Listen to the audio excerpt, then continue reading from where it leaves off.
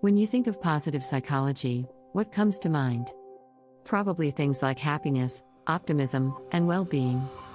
And while these are definitely some of the key aspects of positive psychology, it's not all sunshine and rainbows. In fact, there is a dark side to positive psychology that should not be ignored. Positive psychology is a field of study that focuses on the positive aspects of human life. It is a relatively new field and has been criticized for being too simplistic. Let's look at why. Positive psychology got its start in the late 1990s. It was founded by psychologist Martin Seligman with the goal of studying what makes people happy and successful. While positive psychology has done a lot of good, there is also a downside to all this positivity. For one thing, it can lead to unrealistic expectations. If you believe that happiness is the key to success, you're likely to be disappointed when you don't achieve your goals. It can also lead to a sense of entitlement. If you think you deserve to be happy all the time, you're likely to feel resentful when things don't go your way. Lastly, it can create a false sense of security. If you believe that being positive will protect you from negative emotions, you might be in for a rude awakening when something bad happens. One dark side of positive psychology is that it can be used to manipulate people. For example, if you are feeling down, you might be persuaded to buy something that will make you feel better. This could lead to addiction or other negative consequences. Marketing folks love positive psychology. Positive psychology can be used to make people feel guilty or inadequate if they don't meet certain standards. For example, if you are told that you need to be happy all the time, you might feel guilty if you're not. Positive psychology can also be used to control people. For example, some companies use positive psychology to make their employees work harder. They do this by making them believe that happiness is the key to success.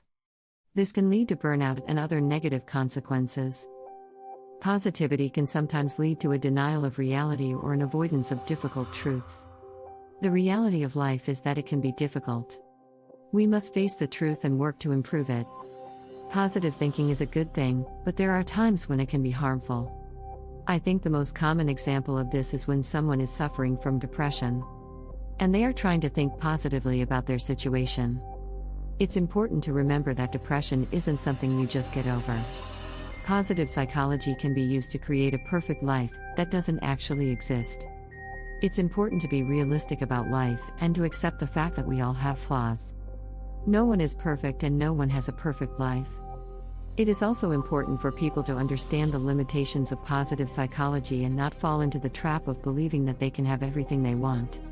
In recent years, positive psychology has exploded in popularity with many popular self-help books and blogs espousing the benefits of positive thinking and an abundance mentality. The problem is that this approach often overlooks one major factor: we all have limits, like it or not. Positive psychology can ignore the problems and struggles that people go through.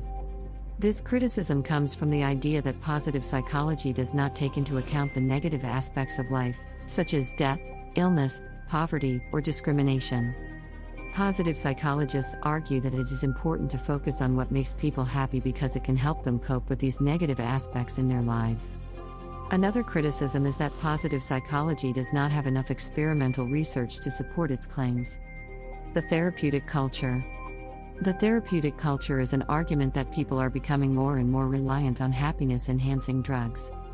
The idea is that these drugs are increasingly being used as an escape from the reality of life as well as to cope with it. The therapeutic culture is a global phenomenon, and the majority of people in Western society now believe that happiness, well-being, and personal fulfillment can only be achieved through the use of drugs, alcohol, or other methods. There is a general sense that these substances are used to escape the harsh realities of life rather than live in it. The therapeutic culture is increasingly relying on drugs and other methods to cope with life's difficulties.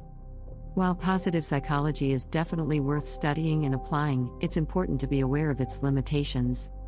Otherwise, ironically, you might end up putting your happiness at risk. If you're only hearing about the positive aspects of this field, you're not getting the full picture.